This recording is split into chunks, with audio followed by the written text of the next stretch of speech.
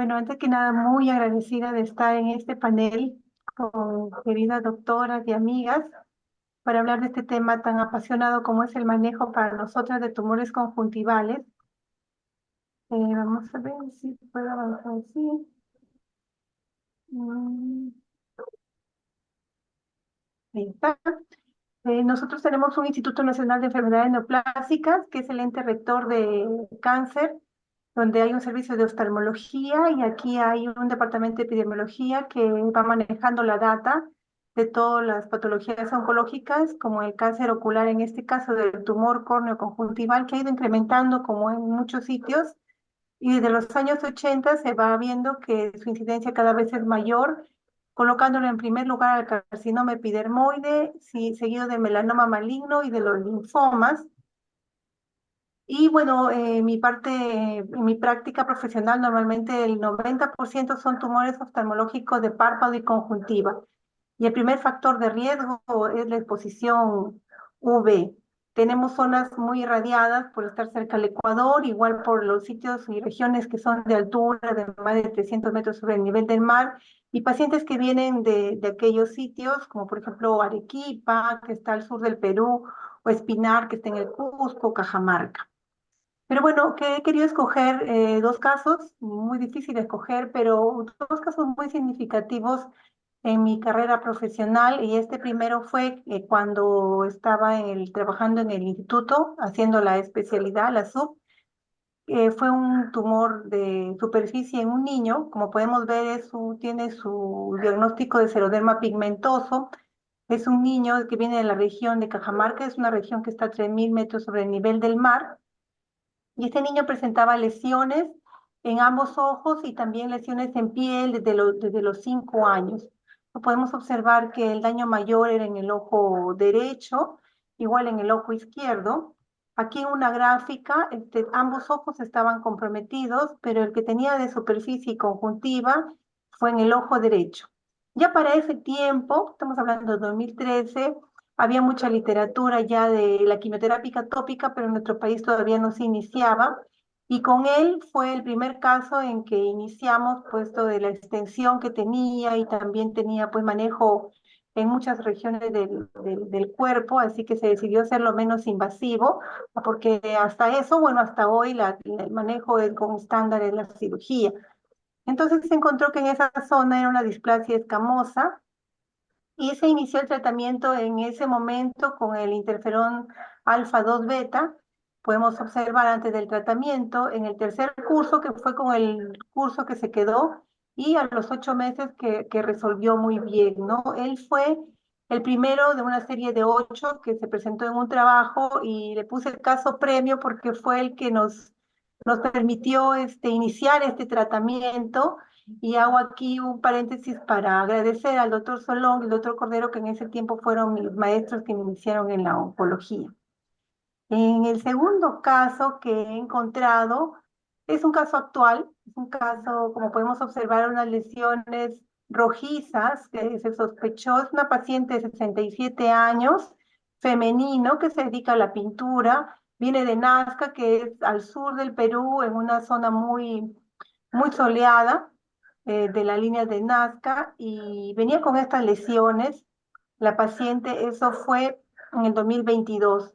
La sospecha, el diagnóstico fue un tumor conjuntival, a descartar un sarcoma de Kaposi versus un CA epidermoide. Se planteó la cirugía. Como podemos observar, nos salió una neoplasia interepitelial, un carcinoma epidermoide in situ.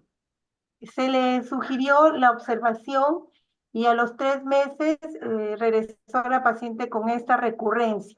Ahí iniciamos también el azul de toludina, que una gran amiga nos mandó de Brasil, que no tenemos acá. Entonces desde ahí estamos usando esta ayuda diagnóstica, y podemos ver cómo se marca, cómo se delimita las lesiones.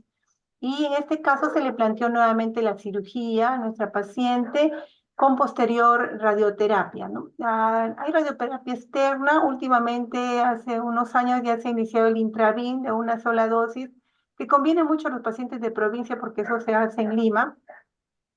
Sin embargo, sé que hace unos meses, lamentablemente está en pare, pero en el caso de nuestra paciente se retiró nuevamente las muestras y se encontró que era una lesión escamosa intraepitelial con displasia moderada y severa. Entonces se planteó ya la radioterapia. Eso fue en marzo del 2023 y bueno, en agosto se llevó a cabo el congreso del año pasado. En el congreso, que tuvimos la suerte de contar con Rubens, con Carolina, hablamos de este caso, de un caso similar que al final por la recurrencia y por la extensión a los fornis, a la conjuntiva tarsal, tuvimos que llevarlo a la enucleación. Pero conversando y mostrando las evidencias científicas, nuevamente se planteó la quimioterapia tópica. Ya no tenemos el interferón alfa 2 beta en el Perú. Es muy complicado tenerlo. A veces lo mandamos o lo traen de Argentina, pero también es costoso para algunos pacientes. Entonces se inició con la mitomicina, sea una resección nuevamente o una cirugía más amplia, y fue lo que se colocó la mitomicina en esta paciente. Actualmente la paciente está en su cuarto ciclo y podemos observar aquí que está limpia ya desde el primer ciclo, las lesiones desaparecieron y, y bueno, eso nos llena de satisfacción porque hemos tenido muchas veces que recurrir a las resecciones más amplias. Aparte que también nos invita y nos motiva a seguir compartiendo estas experiencias, tanto en los cursos presenciales como en estos virtuales. Muchas gracias. Este es el equipo de oftalmólogos oncólogos del Perú, y aquí el equipo del INO, que también el Instituto Nacional de Oftalmología maneja en base a los protocolos, un equipo que se encarga tanto de oncología como de patología. Muchas gracias.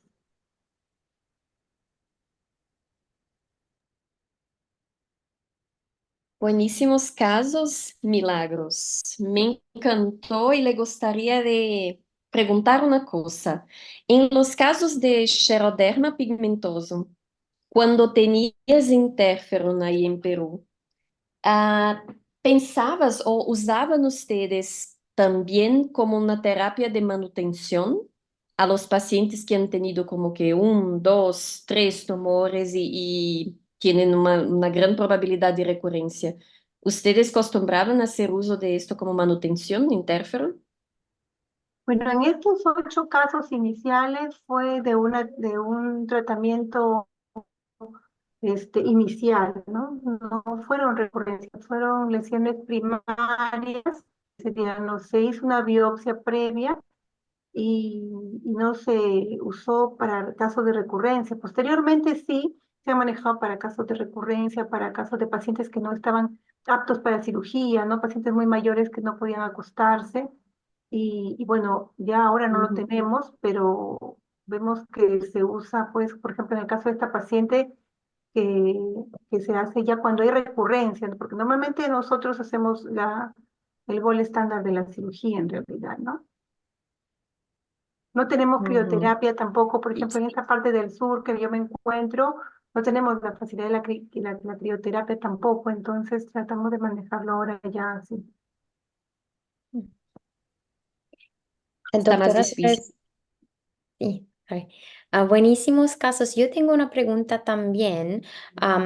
Me gustaría saber cómo utiliza el azul de toludina por ayudarla en la diágnosis de estos tumores, porque pienso que por otras personas que son en este webinar, no todas las personas utilizan esto. ¿Puede explicar un poquito más? O... Sí, claro, el toludina ya nos viene como una tinción para usarlo de frente, le ponemos su anestésico y le colocamos la gota directo, en realidad, no hacemos ninguna dilución, no sé si ustedes tienen otra experiencia, y lo hacemos básicamente para ya casos que clínicamente nosotros tienen un diagnóstico clínico, ¿no? Ujú. Obviamente no tenemos la facilidad aquí en el Perú, lo hemos adquirido pues de Brasil en este caso. Nosotros usamos el azul de toluidina Bueno, se puede usar cuando tiene duda diagnóstica, si es un tumor un poco atípico y no sabe si es un carcinoma o no, por ejemplo, entonces podemos usarlo y es una ayuda más para nos decir que sí es una lesión epitelial, ¿no? Ujú. Y también nos gusta usar en las lesiones que son más extensas y mal delimitadas, que no se ve exactamente dónde empieza, dónde termina. Y ahí el azul nos muestra muy bien la extensión de la lesión. Entonces, a veces usamos para diagnóstico y también usamos en estos casos en la cirugía, ¿no? Antes de empezar la cirugía, echamos una gota de azul y así delimitamos mejor el tumor para a partir de ahí hacer la cirugía y contar la margen de seguridad. Fantastic. Very good point. Thank you. Muy bien, entonces ahora yo no veo ni Mariana ni doctora Carol Carp, entonces Maura creo que puede llamar doctora María Mánquez. Sí, perfecto. Entonces, our next speaker is going to be Dr. María Mánquez. She is on faculty at the Pontificia Universidad Católica de Chile. Uh, she, um, are you okay? Yeah, is that okay? Dr. Mm, Mánquez, for you to No, go? no, in fact, I study at the Universidad Católica de Chile, Oh, but sorry. I'm so sorry about that. at this point, I'm not working there. Yes. We need to update that. I'm so sorry about that. Yeah, So no yeah, so problem. It's that's okay. It's okay. That's where you studied, and then you completed your fellowship in ocular oncology at Wills Eye Hospital. That I know Yeah. for sure. Yes, yes. She's the current chair of the membership committee of the International Society of Ocular Oncology, and she's also the current Spanish secretary for the Pan American Ocular Oncology Society. She's very active in this field, and she's published extensively in different journals, including Ophthalmology, British Journal of Ophthalmology, Current Opinion in Ophthalmology, and JAAPOS, among others. So Dr. Mankis, without further ado, please take it away. Maura, thank you very much for your nice introduction. Bueno, quisiera agradecer al board la invitación a presentar en este interesante webinar. Entonces, para comenzar, quisiera compartir esta imagen. Este es un hombre de 85 años que partimos viendo en febrero del año 2022 y consultó ya habiendo tenido una cirugía incisional parcial en otro centro. Esto ya es bastante desfavorable, un paciente que ya viene operado. Y en el reporte de patología hecho por un patólogo general, tenía descrito un tumor conjuntival epitelial con atipía pobremente diferenciado, aparentemente un carcinoma. Dentro de los antecedentes mórbidos, resaltaba que era hipertenso, no fumaba, tenía una visión mejor corregida de ambos ojos de 0,7. Su ojo izquierdo tenía una visión de 0,7 y externamente se podía evidenciar una masa palpable que comprometía todo el canto medial, la órbita medial, y restringía la motilidad hacia medial. No tenía compromiso de ganglios. Las imágenes de resonancia de entonces, de marzo del 2022, mostraba una extensa lesión que se extendía en la conjuntiva en el segmento anterior y también comprometía parte de la anterior de la órbita con compromiso del recto medio.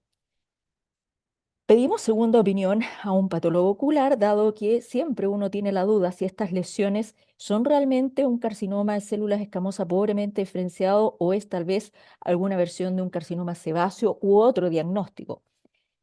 Y frente a la confirmación de que sí era un carcinoma escamoso de conjuntiva, surgen las opciones, las dudas terapéuticas. Corresponde hacer una gran escisión, una biopsia escisional, poco difícil porque ya tenía invasión orbitaria. ¿Corresponde hacer una exanteración? Bueno, para salvar la vida, el ojo y la visión, uno debiera hacerlo. No obstante, este es un paciente que tenía una visión de 0,7 por ese ojo y tenía 85 años. ¿Es planteable la inmunoterapia? Veamos. Planteamos inmunoterapia, lo revisamos con oncólogos médicos y al cabo de un año, este paciente tenía visión de 0,5 en el ojo afectado, 0,5 por una catarata. Y tal como se aprecia en esta imagen, había una amplia involución de la lesión conjuntival tumoral. no había evidencia de masa orbitaria en la palpación, no había compromiso de linfonodos y no había evidencia de tumor conjuntival residual. Y lo que se veía en el año 2022, en el año 2023 estaba muy reducido de tamaño y lo que se veía en el corte axial, la misma cosa. Es decir, una resolución muy, muy cerca del 90-95%. En términos generales, recordar que el carcinoma escamoso de conjuntiva es una condición rara, que da 1 a 3 casos por 100.000 habitantes por año y que es el tumor epitelial más frecuente de conjuntiva. Tal como mencionaba la doctora recién, el carcinoma de células escamosas de conjuntiva puede ser una lesión muy localizada o puede ser una lesión muy extensa con compromiso orbitario. La pregunta es, ¿cuántos de estos pacientes van a tener compromiso orbitario a lo largo de la vida? De acuerdo a múltiples papers, en general es aproximadamente un 3%. Y esto debe sospecharse en pacientes que tienen limitación de la motilidad ocular o eventualmente proptosis. ¿Cuáles son los factores de riesgo para pensar que algún paciente puede tener compromiso orbitario? Hay múltiples, ampliamente descritos. En el caso de este paciente era tener una alta superficie, una gran cantidad de superficie orbitaria, una amplia cantidad de superficie conjuntival comprometida y un tumor ampliamente, pobremente diferenciado. Las imágenes son fundamentales para confirmar o descartar esto. Pero ¿qué es lo que se hace? Exanteración. Exanteración es la primera opción. No obstante, si existe posibilidad de usar inmunoterapia, es hoy en día una opción. Tal como describió Hakan Demirci en el año 2020, los checkpoint inhibitor, estas nuevas drogas de inmunoterapia, han mejorado sustancialmente el manejo de bastantes tumores en general en el cuerpo, no solamente en el ojo. Y dado que el carcinoma conjuntiva carcinoma escamoso de conjuntiva expresa PDL1 en su superficie, sobre todo en sus estados avanzados, es planteable una buena resolución de la extensión orbitaria y conjuntival con este tipo de medicamentos. Muchas gracias. Esa es la primera, ese es el primer, eh, no sé si quieren que comente algo esto o paso al segundo de inmediato. Solamente una pregunta. ¿Fue Semiplimab que ha usado en este Sí, paciente, no? sí, semiplimab. Sí. Sí, sí, Perfecto. exactamente. Y esta es la segunda. Esta es una condición rara, muy inusual, no obstante, me parece interesante compartir por la forma, el flujo de pensamiento que permitió llegar al diagnóstico. Esta es una paciente de 34 años, María, caucásica. no Dime, vemos, perdón, no vemos su presentación. ¿en Estamos en la serio? primera todavía. ¿En serio? Sí, Ah, déjame cerrar. sí. Déjame cerrar. Disculpa, voy a dejar de compartir un minuto para abrir la otra, que esta otra es muy Mejor. interesante por el tipo de razonamiento que hubo en esto. El flujo de pensamiento. Ya, ahora sí. ¿Ahora sí? Sí. Sí. Perfecto. Entonces, esto corresponde a una lesión. Ay, ¿qué es esto que se ve? Ay, vamos a sacar. Esta es una paciente de 34 años caucásica que llegó a la consulta con una historia de una lesión eritematosa subconjuntival nasal del ojo derecho, que la tenía presente desde los últimos 6 meses con moderado dolor. Había sido vista en María, otro... Dime, solo vemos una parte de la fotografía. No sé qué pasa, pero está muy grande. Sí, está todo muy grande.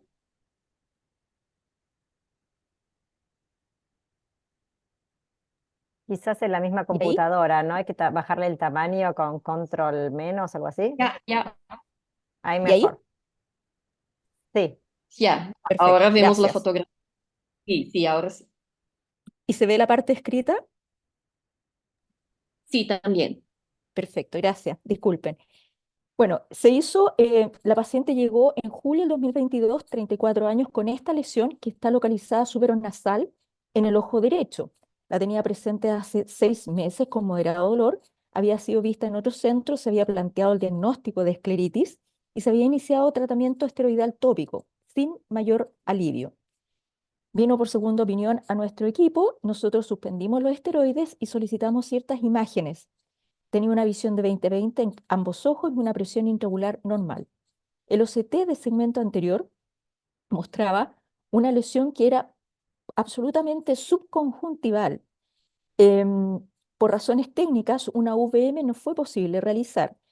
Pensamos que era prudente realizar una biopsia y realizamos una cirugía en la cual lo que nos llamó la atención es que el tumor subconjuntival no estaba adherido a la esclera, estaba íntimamente adherido al recto medial y por esa razón solo fue posible resecar el 90% de la lesión. Y la biopsia mostró en hematoxilina eosina esta sección, un tejido en el cual había un tumor de células fusadas. Primera opción, carcinoma de células fusadas. Bueno, el P40 fue negativo, con lo cual descartamos carcinoma de células fusadas. ¿Puede ser esto un melanoma de células fusadas? Bueno, el S100 fue negativo, con lo cual además descarta la posibilidad de que sea un tumor de la vaina del nervio óptico. ¿Qué posibilidad hay que sea un tumor fibroso solitario? Negativa, estaba negativo para el STAT6.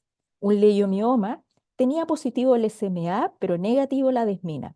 Entonces, luego de esta larga lista de muy inusuales tumores, todavía no teníamos un diagnóstico. Es posible que esto sea una fibromatosis. Negativo la beta-catenina citoplásmica. Entonces, ¿qué puede ser? Hay dos últimas opciones. Uno, fasciitis nodular o tumor miofibroblástico inflamatorio. ¿Cómo se hace la diferenciación con estudios moleculares? Esto se hace por una secuencia, en un análisis de Next Generation Sequencing. Y en esto, el diagnóstico final, y esto cortesía del doctor Pablo Soriaquín y del doctor Miguel Bournier de Canadá, el diagnóstico final fue integrado, fue un tumor miofibroblástico inflamatorio con fusión TPM3-ALK. ¿Qué es esto? Bueno, es una neoplasia de bajo potencial metastásico que está compuesto por células miofibroblásticas fusadas, que está acompañado de infiltrado inflamatorio, que ha tenido reportes en el ojo, en general en la órbita y en la glándula, pero no en la conjuntiva, y sus síntomas pueden ser amplios y diversos de acuerdo a su localización. La epidemiología es amplia, desde los recién nacidos hasta los 81 años. Histopatología es muy compleja y en general el diagnóstico se hace por análisis molecular. Y el pronóstico es en general bueno, pero tiene un 25% de recurrencia. ¿Cuál es el mensaje que a mí me parece relevante llevar a casa? Es que este tipo de lesiones debe estar incluido en el diagnóstico diferencial de lesiones subconjuntivales tipo escleritis. El diagnóstico puede ser hecho por morfología, pero es deseable tener estudio molecular. Y si bien es localmente agresivo, es rara vez metastásico. Hay ciertos reportes en la literatura, no mucho, y profundamente agradecida la colaboración del doctor Pablo Soriaquín, que sí es patólogo ocular de la Universidad Católica, y el doctor Miguel Bournier de Canadá. Muchísimas gracias.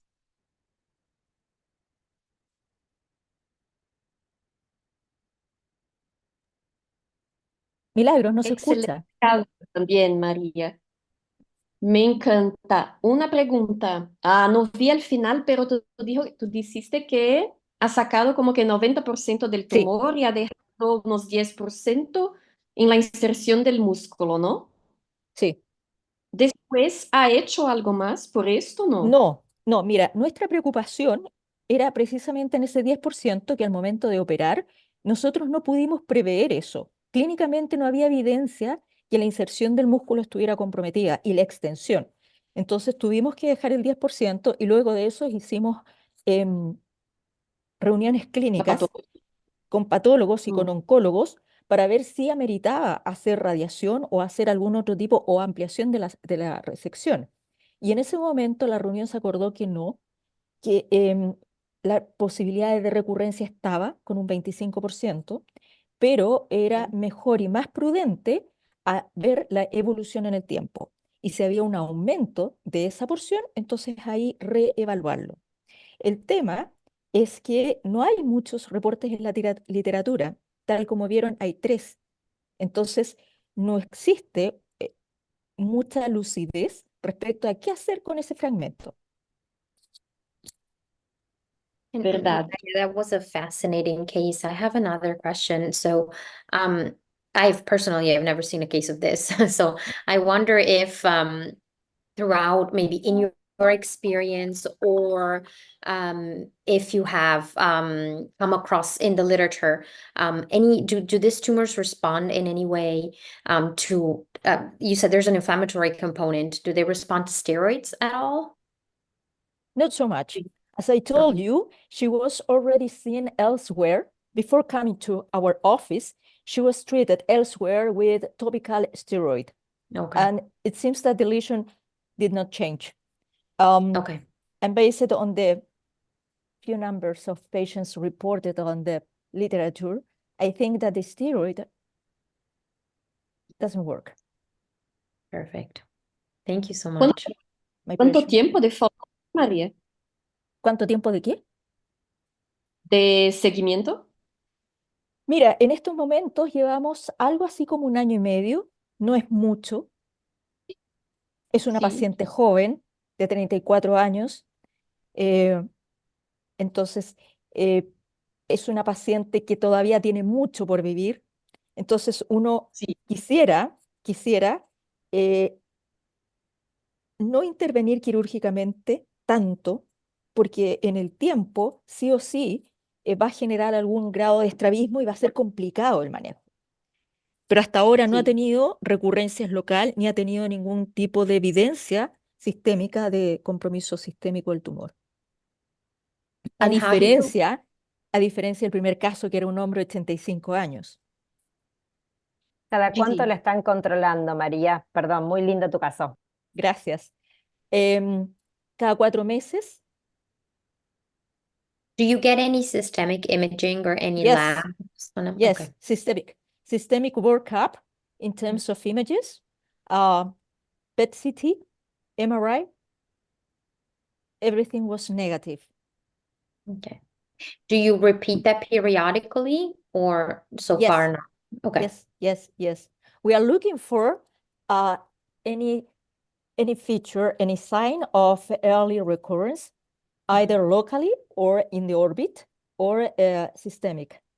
And at this point, as I told you, we just have nearly 1 year, maybe 14 months in total, not so much. Very, very interesting case. We will publish. Yes. Good, Yes. good. But it's interesting the way of thinking, you know. But Yes. otherwise, you will be treating with a steroid, thinking that maybe it's scleritis or episcleritis, and you could be months or years, and you will just never to respond. clarify, the previous treatment was only with topical steroids, never by Yes. mouth, correct? No. Okay. No. All right. Thank you very much. Thank you. Me encantam estes casos porque ahora quando apareça outro algo parecido, vamos a pensar, este é um tumor inflamatório que a doutora Maria Manques ha ensinado. We'll send them Todos os all to casos you, vão Maria. parecer agora. Well, certainly, final diagnosis was done by the pathologist, not by me. I'm just the presenter, the speaker. Yeah, yes. Dr. Burnier in Canada and Fair Dr. enough. Soria, Universidad Católica, yes. Sí, amazing. An international diagnosis. Yeah. Muchas Yes. gracias. Entonces, bueno, voy a llamar entonces la próxima presentadora, que es doctora Mariana Díaz, que está actualmente en el comité ejecutivo de la Sociedad Panamericana de Oncología Ocular, ¿no? Creo que está como secretaria de lengua portuguesa, ¿no? Mariana. Perfecto. Muy bien. Y va entonces hoy día a practicar el español. Muy bien. Está muy tranquilita, espero que sí. Doctora Mariana es especialista en oncología ocular, uveitis y retina. Ha hecho su fellow aquí en la Escuela Paulista de Medicina y ahora ha volvido para Río de Janeiro. O sea, quien quiera pasear en Río, Mariana es una excelente anfitriona, ¿no? Muchas gracias, Mariana, y por favor puede presentar su caso. Sí, voy a compartir mi pantalla. Entonces voy a presentar hoy un caso de tumores conjuntivales. Es un paciente masculino de 69 años, que informó la aparición de una lesión blanquecina en el ojo izquierdo a algunos meses. De historia pasada ocular, tenía una cirugía en este ojo hace más o menos 5 años y su trabajo en el día a día tenía alta exposición al sol. Tenía múltiples biopsias de piel, pero sin ninguna alteración maligna, y en historia médica tenía solamente hipertensión. Entonces, cuando él vino para avaliación, tenía ese engrosamiento de la conjuntiva perilimbar, casi 360, un poco más engrosada en la región temporal inferior, tenía una coloración un poco más blanquecina y tenía un aspecto como papilomatoso, algunos vasos más engurgitados en esa región también, pero casi 360 tenía algún tipo de alteración conjuntival. La acuidad visual era 20/70 y la presión intraocular era normal. Como Melina dijo en otra pantalla, usamos bastante el azul de toluidina en estas lesiones que son muy difusas y difícil de distinguir las márgenes, y podemos observar que coraba en varias localizaciones de ese engrosamiento. Entonces, creo que tenemos muchas opciones de lo que podemos hacer ahora. Clínicamente es un diagnóstico de neoplasia escamosa de la superficie ocular. Podemos hacer el OCT de segmento anterior para comprobar como que un poco mejor.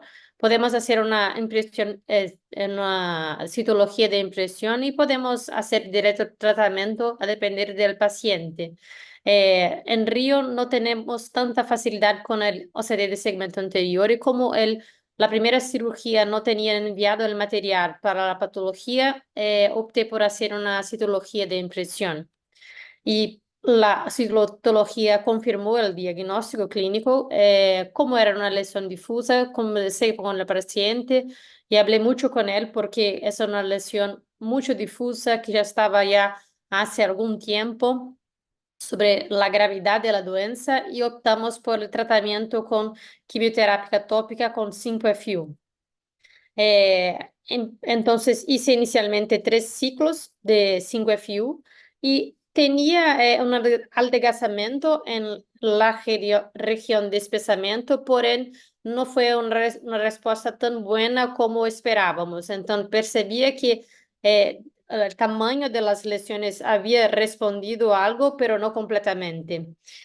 Y por cuenta de eso, hablé con el paciente nuevamente y optamos entonces por una cirugía para retirar todo el tumor residual después de esos 3 ciclos de 5-fluoracil. Él tenía un ojo seco relativamente grave, entonces tenía mucho efecto colateral por cuenta del 5-FU después del 3er ciclo. Opté entonces por una cirugía con márgenes amplias, no touch technique, alcohol absoluto en la córnea, dupla crioterapia y membrana minióptica, porque la región que íbamos a retirar es muy grande. La patología viene con márgenes libres. Entonces, 3 meses después de la cirugía, observamos que la conjuntiva tiene un aspecto mucho mejor en todos los cuadrantes. Y pensamos, ahora está todo bien, pero no. Después de 6 meses, en la margen superior, a pesar de free margins en la patología, empezó a quedar un poco más roja y unos pequeños vasos como enovelados en esta región superior. Y entonces hablé de nuevo con el paciente y optamos nuevamente por el 5-FU. Hacía, creo que casi 8 o 9 meses desde el último uso de 5-FU, y él optó que sí, que vamos a seguir nuevamente con el 5-FU. Y la fotografía del último mes, del mes pasado. Entonces, tuvo una respuesta muy buena de esta vez con el 5-FU, y no observamos más ninguna alteración en esta región de la conjuntiva superior. Entonces, creo que la neoplasia escamosa de la superficie ocular es el tumor de conjuntiva que más vemos en el consultorio, y puede ser más simples, pero creo que tiene múltiples maneras de abordarnos. Entonces, podemos hacer, ninguna manera es la única correcta y ninguna está completamente errada. Tenemos que observar a estos pacientes, especialmente cuando son tumores muy grandes de perto, porque tienden a recidivar y tenemos siempre que hablar de la gravedad de la doença, porque ese es un paciente que yo no sabía si en ningún momento yo tenía que proponer una enucleación o una exenteración por cuenta de la extensión de la lesión. Es eso. Buenas noches. Gracias.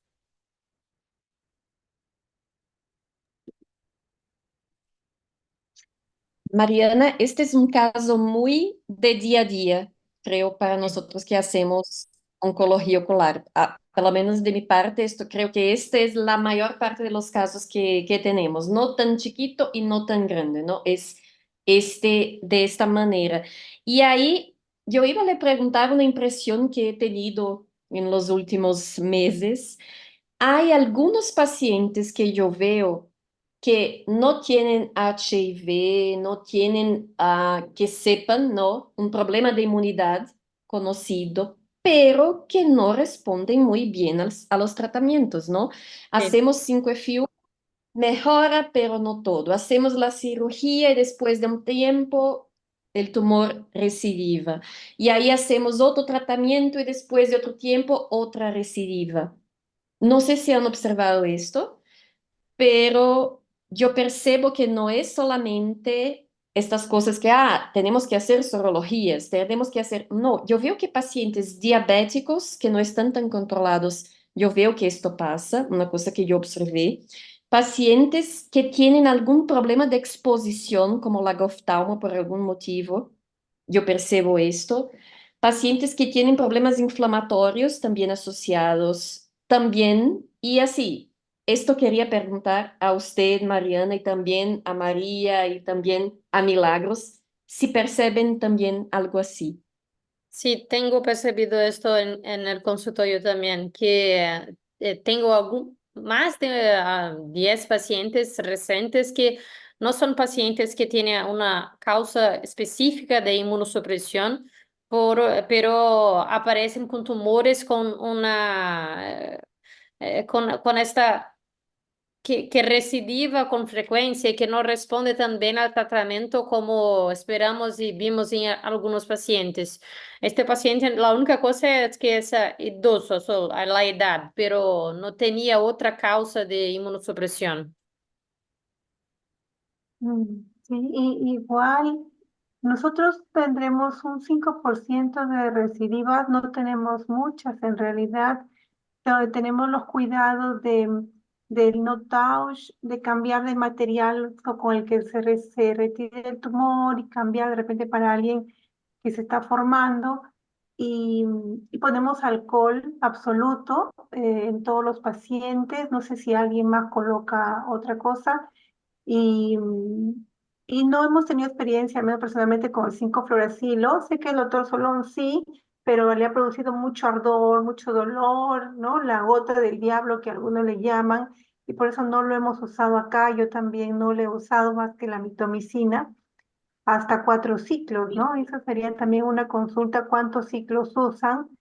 Y, y bueno, en las recurrencias hemos tenido que llegar en 2 casos a la enucleación porque ya tenía compromiso de zonas no favorables, como son el fornis, la conjuntiva tarsal y la carúncula, pero mientras sea vulvar se puede dar más chance, ¿no?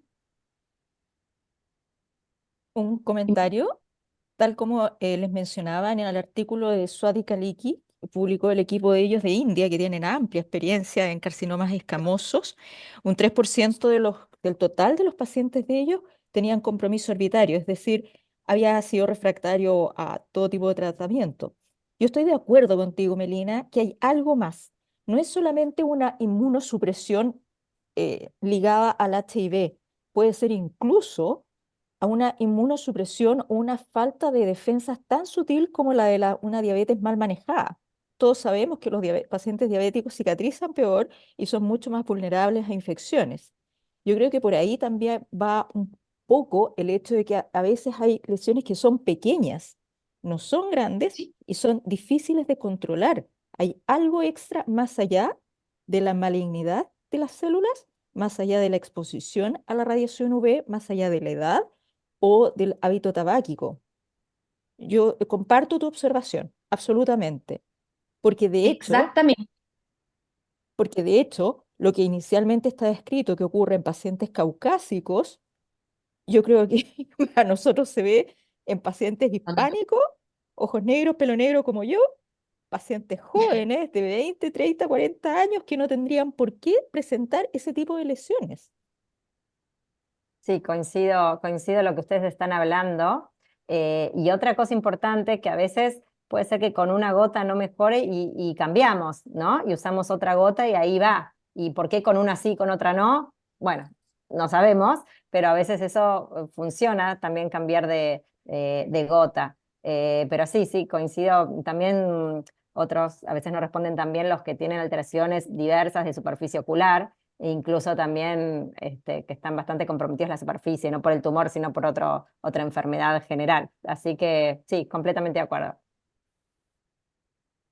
Sí, interesante que a veces este tumor que vuelve y vuelve no es tan profundo, no es No, tan agresivo que va para órbita, apenas es una lesión superficial, pero que vuelve y toda hora vuelve. Esto es que me impresiona, ¿no? Es un tumor suavecito, pero que no se va embora. Mm.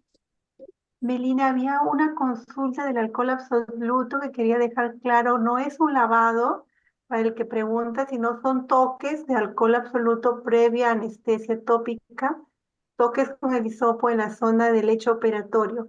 Igual, en mi caso, la mitomicina lo usamos no junto con el 5-fluoracilo, sino con antiinflamatorio. No sé si el 5-fluoracilo lo usan también junto con el antiinflamatorio, ¿cierto? Con un corticoide. No siempre, no para todos. Yo al menos cuando yo paso el 5-fluoracilo y nosotros usamos a 0,5%, no a 1%. Y con esto no tenemos tantos problemas, ¿no? Los pacientes toleran muy bien. Yo paso el 5-fluoracilo y dejo el esteroide si hay necesidad, ¿no? Y la mayor parte de los pacientes no lo necesitan. Sí, yo también. Por mí es lo mismo. Digo, mis pacientes se pueden utilizar solamente si tengo un problemas con los esteroides, pero no en todos los pacientes, estoy de acuerdo. Pero nosotros utilizamos el 1%. Tenemos Y algunas creo, preguntas en el chat. Oh, sorry, Melina, go ahead. no puedo. No, go Es ahead, go ahead. que Milagros dijo algo del alcohol absoluto, ¿no? Inicialmente. Ha hecho una pregunta, Milagros. Sí, porque está una pregunta en el chat. Ah, ya, Sí, perdón. sí, sí, Ujú. ya Por están favor. todas resueltas con lo que hemos comentado, ya creo. Sí, preguntaron si el alcohol absoluto es intralesional, en infiltración o un lavado. Entonces, Ah, no. ujú, Pegamos ¿cómo se dice? El cotton tip. ujú, the wax. Milagros en español. Hisopo, Hisopo. Hisopo, me encanta este nombre en español. Bueno, usamos esto con el alcohol y ahí vamos en la margen del tumor que está en la córnea, ¿no? Entonces vamos así con el alcohol y solo hago así en la margen, pero no para que haga un lavado en la superficie, solamente aquí en la margen, ¿no? O sea que un poquito de alcohol. Yo lo pongo aquí, espero un minuto y ahí con suero yo saco el alcohol que está demasiado y bueno, hago la epiteliectomía. Ujú. Yo lo hago así. Es lo mismo en Miami por nosotros. ¿Es alcohol absoluto por ustedes? Sí, Sí. Sí, sí, también. también. Escuché que siempre. Mariana ponía membrana, bueno, nosotros lo dejamos libre por las recurrencias, lo escuché, o de repente me equivoqué, si le colocan membrana al lecho operatorio Membrana de miniótica. la... Membrana miniótica. ¿Sí? Nosotros no le colocamos, pero ustedes le colocan o dejando un margen de limbo, de repente como para que se vea la recurrencia. Yo la coloco cuando tengo tumores muy grandes, Sí. cuando creo que no voy a poder eh, cerrar todo con la conjuntiva del propio paciente. Entonces, en estos casos yo utilizo la membrana amniótica, pero no son todos los casos, son la minoría. Ujú. Sí. A nosotros nos encanta la membrana amniótica, pero si es una lesión muy pequeña, no hay necesidad, ¿no? Si es pequeña, sutura directa, si no, membrana amniótica, si no, un injerto de conjuntiva o un colgajo de conjuntiva. Y lo que no me gusta usar es mucosa oral. Esto me encanta, es muy difícil, yo creo, para avaliar cuestión de recurrencias, ¿no?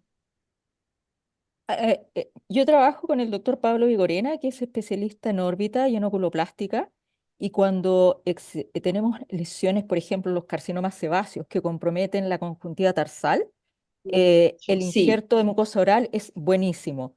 Y respecto a la sí, membrana amniótica, a mí me gusta mucho para lesiones amplias porque cuando tú tienes más de 3 horas, es decir, lesiones de 9, 10 milímetros, la verdad es que la reconstrucción es bien compleja. Y a mí me gusta intuitivamente, me gusta más hacer una resección non-touch, colocar membrana amniótica y ojalá no tocar el resto de la conjuntiva que está sana. Cuando uno hace un colgajo, esa rotación puede, técnicamente, puede favorecer la diseminación y además altera el flujo de los linfáticos. Entonces, pues cuando tú vas a palpar los periauriculares, cerviconodales y submandibulares, y al haber hecho el colgajo, se produce una distorsión de los flujos, que no ocurre cuando uno saca en bloque la lesión tumoral y luego coloca la membrana amniótica. sí. Yo estoy de acuerdo, pero esto en la universidad, porque al menos para nosotros aquí podemos usar la membrana amniótica en la universidad. Ah, Pero cuando estamos en nuestra práctica privada, a veces no hay cómo, ¿no? ¿es por Y el ahí costo, sí no el precio? es Me- que no todas, aquí solo, aquí en Brasil solo hay un sitio donde se puede comprar la wow. membrana amniótica. Sí. Y fuera este donde se compra, hay algunas universidades que también tienen, ya, pero solo puede usar en la universidad, ¿no? Entonces, el Brasil es gigantesco en muchos sitios, no hay como tener acceso a comprar la membrana amniótica y a depender de las condiciones del paciente, también sale un poco costoso comprar la membrana amniótica, ¿no? O sea, que en la universidad yo quiero membrana amniótica para todo, porque me encanta. Para mí, yo creo que es magnífico, ¿no? Es mi primera opción. Pero en algunos sitios a veces no es fácil para todos los oftalmólogos aquí en Brasil, ¿no?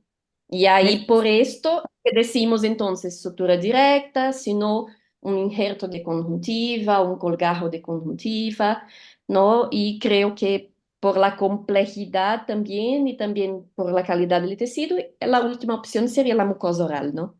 Para quien no tiene la membrana amniótica, claro. ¿Y cómo es en Chile y en Argentina? ¿Es fácil? Sí, la ¿Membrana? verdad, nosotros tenemos membrana, como yo estoy de acuerdo con Mariana, en defectos grandes ponemos membrana, en defectos pequeños quizás no hace falta. Además, recordemos que la membrana tiene sus propiedades antiinflamatorias y diversas propiedades que no es solo tapar el defecto, sino que ayuda al paciente, la verdad, que la pasa mejor en el posoperatorio. Y bueno, y muchas veces después la membrana se va digamos, o se cae o se mimetiza con el tejido y la reconstrucción queda muy, muy bien.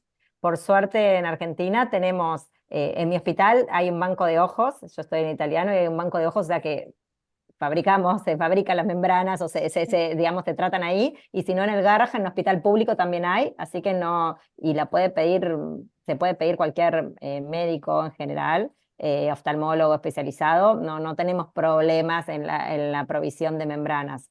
Eh, no sé en el interior, estoy hablando de Buenos Aires porque es donde trabajo, pero membrana anda muy bien.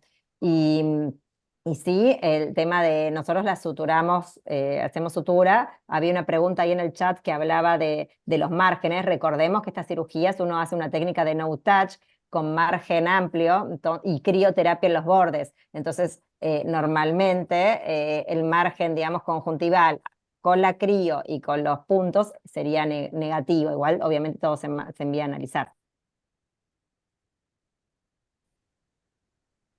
Y María, ¿en Chile es fácil la membrana? Eh, a ver, la membrana es accesible, existe varios proveedores, tiene un Mm, costo que es moderado, no obstante, es accesible para que los pacientes puedan pagarlo. Y en la práctica, yo estoy de acuerdo con ustedes, para lesiones pequeñas no se justifica, para lesiones amplias sí. A nosotros nos han llegado pacientes con melanoma de conjuntiva que compromete 3/4 de la conjuntiva vulvar y parte de la conjuntiva tarsal en la vuelta, en el fornix, y técnicamente eso correspondería tal vez a hacer una exageración. Pero a la fecha llevamos varios pacientes hechos una resección amplia con crioterapia, con reconstrucción con membrana amniótica, con reconstrucción de la conjuntiva tarsal con mucosa oral, anillo escleral, y tenemos pacientes que han tenido una sobrevida libre de recurrencia de 8 o 9 años, en que hemos frenado o hemos eh, podido evitar la exanteración. Finalmente terminan exanterándose, pero mm. es después de 8 o 9 años. Han ganado años de calidad de vida, ¿no? Buenísimo, buenísimo. Sí, Porque, buenísimo. porque cuando uno habla de exanteración a pacientes de cualquier edad, adultos o niños, viene un shock horroroso. Nosotros acá en Chile, nosotros no tenemos eh, somatoprótesis. Nosotros tenemos la prótesis que permite cubrir la enucleación, pero no la prótesis que permite cubrir la exanteración. Entonces tú Mm, pones en la No, balanza que queda el no parche, hay. no hay.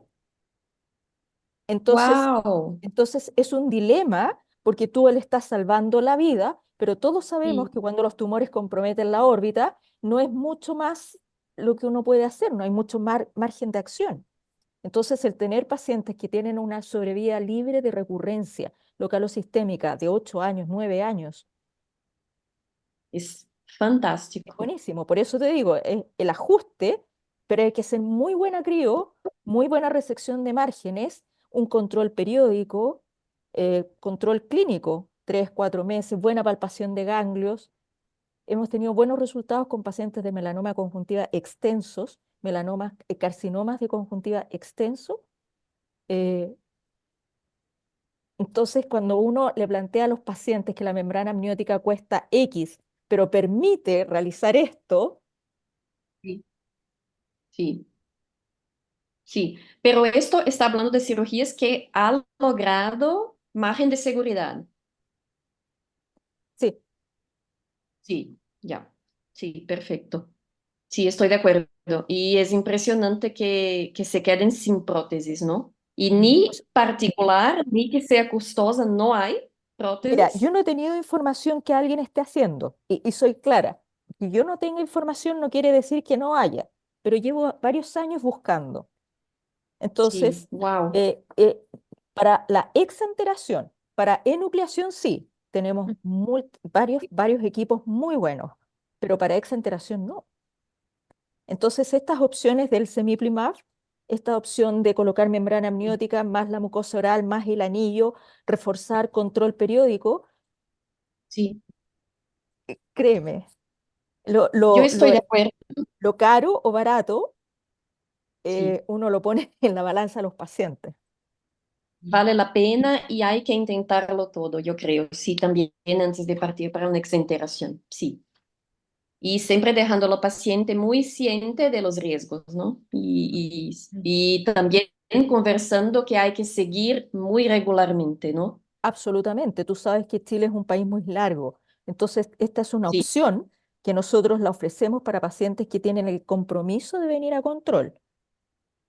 Porque si tú tienes un ya. paciente que vive en alguna zona extrema con falta de conectividad en invierno, porque se corta el camino, o porque está en las islas del sur y el mar está violento en invierno, entonces no podemos ofrecer esta opción. Sí, sí, verdad. So just for our audience, I just wanted to let everyone know that unfortunately Dr. Karp she's been held at the hospital. She's taking care of patients, so she cannot join us tonight. But we have a couple more minutes, maybe or 1 minute, to address some questions in the chat. Tenemos algunas preguntas en el chat. Pienso que tenemos 1 o 2 minutos por responder. Entre el 5-fluororacil y mitomicina, ¿qué prefieren usar como quimioterapia intraoperatoria? Intraoperatoria, yo no uso quimioterapia, pero para el tratamiento de Tampoco. quimioterapia tópica, yo prefiero con seguridad el 5-fluoracil para los carcinomas Ujú, y yo solo uso la mitomicina hoy en día para PAM, ujú, Primary Acquired Melanosis, ujú, associated to melanomas. ujú. Entonces, ya ahí yo uso mitomicina 0,04 para estos casos de lesiones melanocíticas, ¿no? Y para los carcinomas siempre es 5-fluoracil a 0,5%. Me encanta porque tiene poquísimos efectos colaterales y acostumbra tener una buena resolución. Yo estoy perfectamente de acuerdo con la doctora Morales. Lo mismo, no utilizo quimioterapia intraoperatoria, pero como dice, utilizo el 1%, pero en los mismos casos que la doctora Morales ha explicado. Yo no ocupo quimioterapia intraoperatoria, cuando tiene compromiso corneal, hago una epitelectomía con alcohol, el alcohol absoluto que ustedes dijeron, una excisión amplia de conjuntiva, non-touch. Luego saco toda la lesión y hago crioterapia en los márgenes, hago una esclerectomía lamelar parcial bajo alcohol y luego coloco ya sea sutura arriba o la membrana amniótica, ojalá tocando lo menos posible. Muy bien. ¿Y siempre hace episclerectomía? Sí, yo creo que eso es bien delicado porque está descrito en varios papers y en varios libros. No obstante, a veces, cuando nos han tocado recibir pacientes operados en otros centros, uno tiene la duda si es que la epiesclerectomía ha sido un factor de favorece la invasión intraocular. De hecho, está descrito. En aquellos pacientes Sí. hay papers que describen que el carcinoma de conjuntiva o el melanoma de conjuntival muchas veces no invade el intraocular a menos que se haya hecho una esclerectomía de una mala forma, no limpio, no limpio. Entonces, eso es un detalle, tú has dado en el clavo, Melina. La esclerectomía y la epiesclerectomía es muy, muy delicado porque tú puedes favorecer mucho el manejo de un paciente o lo puedes perjudicar mucho. Si es que alguien no tiene conocimiento de cómo hacerla, pudiera estar favoreciendo la diseminación intraocular, porque adelgaza la esclera. Todos nos ha tocado eso. Todos hemos visto pacientes con un tumor pequeñito, pero se le hizo una cirugía previa en un centro que no tiene mayor entrenamiento y el tumor ya está comprometiendo el cuerpo ciliar. ¿Cómo? Sí, Eso fue escrito, exactamente. eso fue escrito tanto para carcinoma escamoso como para melanoma por Bertilda Mato en Ujú. la revista AI hace varios años, en los cuales ellos ampliamente señalan que el, una cirugía, una primera intervención hecha en un centro no especializado aumentaba el riesgo de recurrencia local, eventualmente compromiso orbitario y metástasis. Y también lo publicó el equipo de Carol y Jerry Shields en una serie por ahí en el año 2000, hace mucho tiempo. Es muy delicado. No es solamente el hacer o no hacer la esclerectomía, sino el cómo se hace. ¿Cómo hacerla? Sí, muy Va buen más, va comentario. más allá del tema de si se hace la quimio intraoperatoria que yo no hago, yo lo hago después. Y en ciertos casos, como dijo Melina, no en todos. Me Sí, gusta más la mitomicina, no ocupo el fluoracilo porque yo aprendí mitomicina, yo aprendí con Carol Shields y en el Wills se ocupaba, en ese entonces, se ocupaba mitomicina, entonces me siento cómoda. No puedo decir nada de fluoracilo porque no lo ocupo, nunca lo he ocupado. Así es. I think we're running out of time, and unfortunately, because this is wonderful discussion. So thank you everybody for that. We have a short announcement, Dr. Gentile. Sí, bueno, muchas gracias a todos. Les quiero comentar, por favor, la sociedad puede compartir el flyer.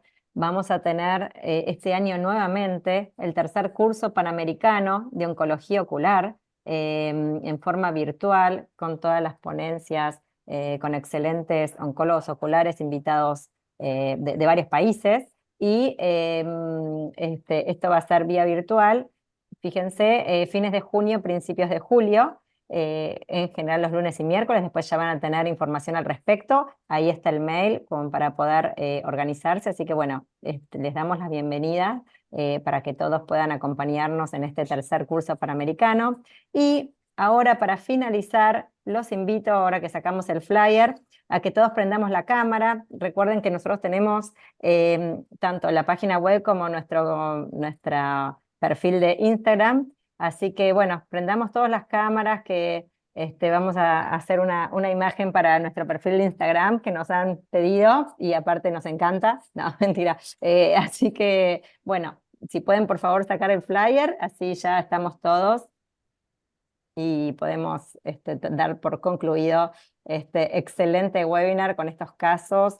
Aprendimos un montón entre colegas, una charla muy amena. Así que bueno, muchas gracias a todos. Muchas gracias. Sí, ¿se podrá sacar el Gracias, flyer Marcos. para la sociedad, Yo me por quedaría favor? toda la noche hablando de Yo conjuntiva. Sí, también. es Sí. verdad. Muy A ver divertido. a ver, no sé cómo, yo no puedo sacarlo. Ahí está, ahora estamos. Ahí. Bueno, todos con la cámara prendida. Nuestra secretaria de la sociedad, Déjale. excelente Mayra, nos va... Solón. Muy bien, todo muy bien. Hola, Solón. Estaba Dan Gombos también. Buenas También. noches, ¿cómo están? ¿Qué tal? Buenas Muy linda la noches. sesión, los felicito, las felicito. Ajá. Y gracias a todos por obviamente unirse a nuestros webinars de la sociedad, a nuestras actividades, a seguirnos y bueno, y a compartir todos estos momentos amenos de aprendizaje, obviamente de buen compañerismo. Gracias a todos. Bueno, saludamos. Thank you so much. Gracias a Chao. todos. Bye bye. Gracias. Muchas gracias. Muchas Buenas noches. gracias. Buenas Descansen. noches. Fuerte Bye bye. abrazo a todas. Chao.